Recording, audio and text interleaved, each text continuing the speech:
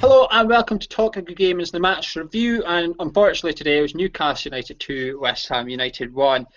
I am Geo from Hammers Chat. I've also got Gonzo from Hammers Chat and Ryan from Hammers Chat with me as well.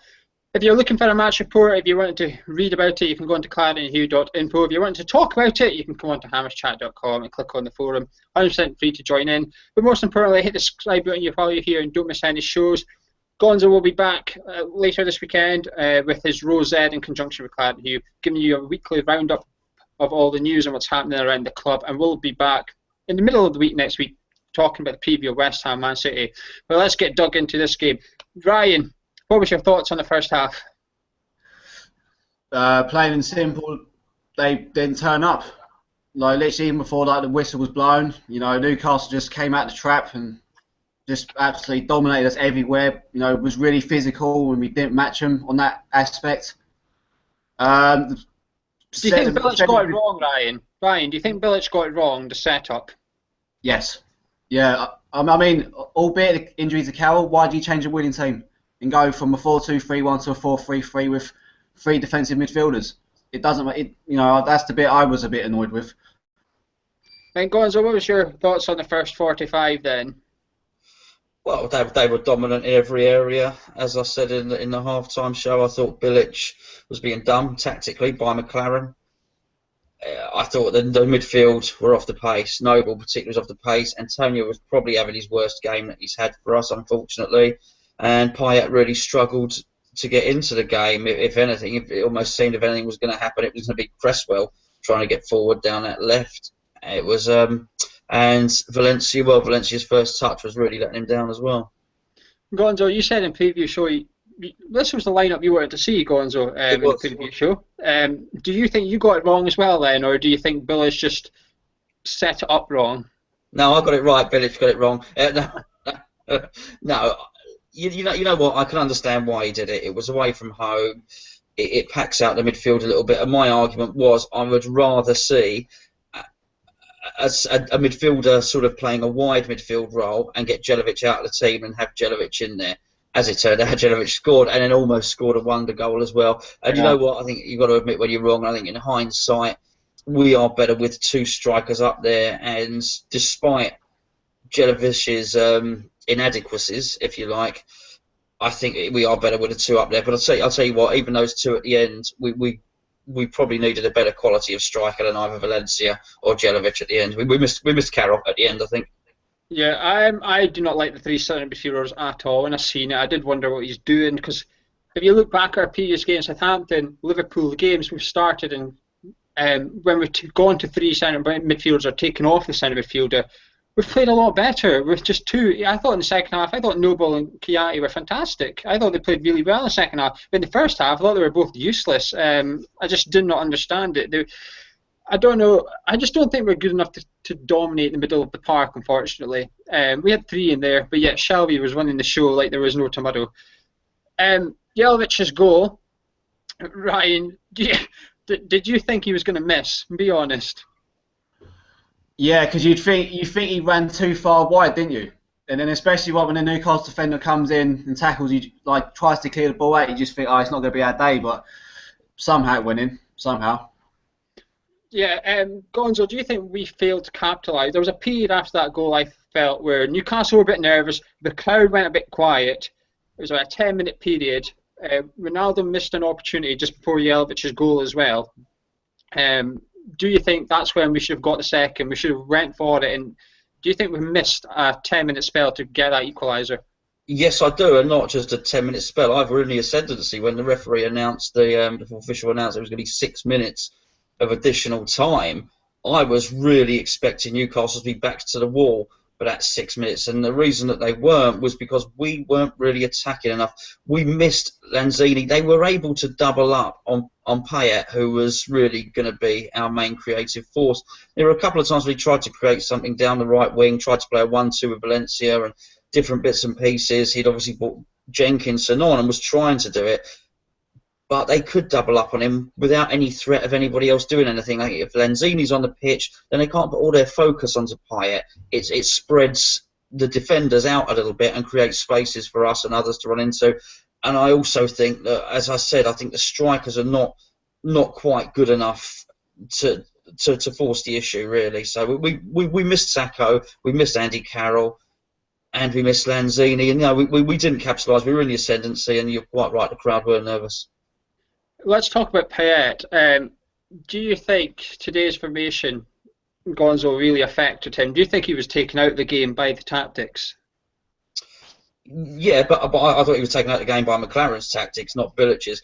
Payet's good enough to play as he's shown in almost any tactics that Bilic has put out this season. I think number one was McLaren's tactics, but number two, far more than Bilic's tactics. I think he was probably let down by the players around him and the fact that he didn't really have anybody who was technically good enough to play football with him. You know full well that I was looking forward to Song playing alongside Payet because I thought they were two technical footballs, and with Lanzini to make something happen. Now, fair enough, Song's not in form, but what it means is we have a lack of technical players in the team. Only because of injury. It's not a criticism of Bilic, it's not a criticism of the club. I think it was almost the best team he could have put out today. But you could see what Payet wanted to do. He wanted to flick the ball up. He wanted to lend the ball to someone, then get it back, and then pass and move and duck and weave. And I'm sorry, that just wasn't on today with the way the players around him were playing. He would give the ball, and he just wasn't really going to get it back because we would get tackled by Newcastle, and then they would come and attack. That's where I think Payet went wrong today. Do you agree with that, Ryan, or do you think he should be played central? I think, yeah, I agree with what Gonzo was saying, but I think with the three centre midfielders and he gets put out on the wing, I think it's more of a tactical thing where he's thinking, oh, well, actually, I've got to be a bit more careful now I'm on the wing and give the left back or the right back a bit more protection. Whereas when he's got like two wingers next to him, he's got that free role in the central area, and he knows them other wingers are going to cover that space, which he's worried about losing. And what annoyed me a lot today was the dependency on Payet. No other player in that team was going, give me the ball, go and try and find somewhere. It was literally about pass, get to Payet, lose it, and then they counter-attacks, etc., etc. And that's what I like about Obiang. He likes to get the ball, he likes to control stuff, whereas Noble and Kouyaté, they don't. In my opinion, Noble was invisible for me today.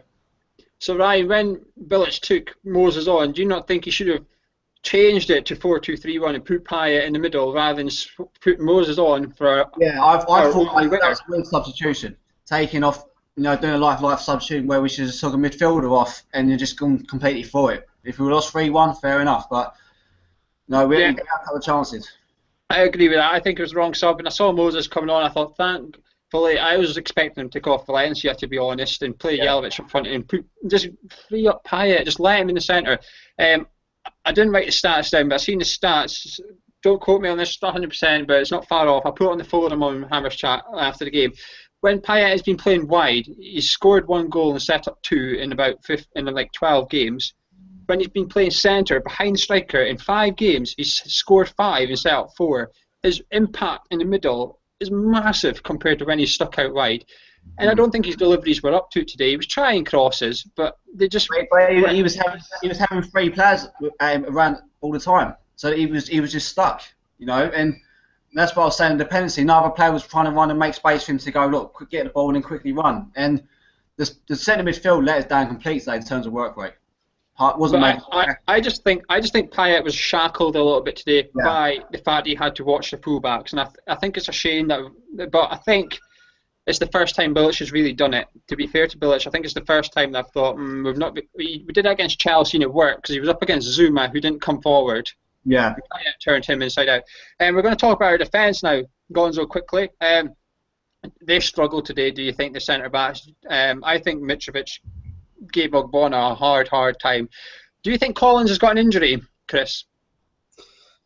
No, I think he picked up a slight knock 2 or 3 games ago, and he's playing through it because that's the nature of the man. He's a big, brave, strong centre half, and I don't think that bothers him. He's got no pace anyway. So if he's carrying a little knock and he's hobbling a bit, you don't really notice it. He's all positional sense and heading and tackling and interceptions.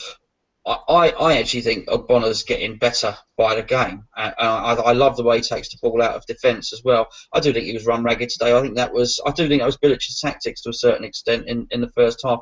as I said in the other show, it's almost as if Bilic doesn't have a scouting report from the game. He has to watch the first half of a game, then adjust his tactics to suit. He's a reactionary manager. He's a reactive manager rather than a proactive manager.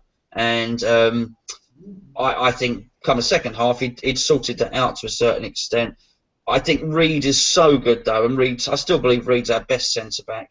And I've been adamant all along, you don't change a winning team. Well, that's no longer a winning team. So I think now Bilic has got the opportunity he needs to take one of those guys out and put Reed back in. And we'll hear Gonzo's view on that on the Man City preview as well as my own.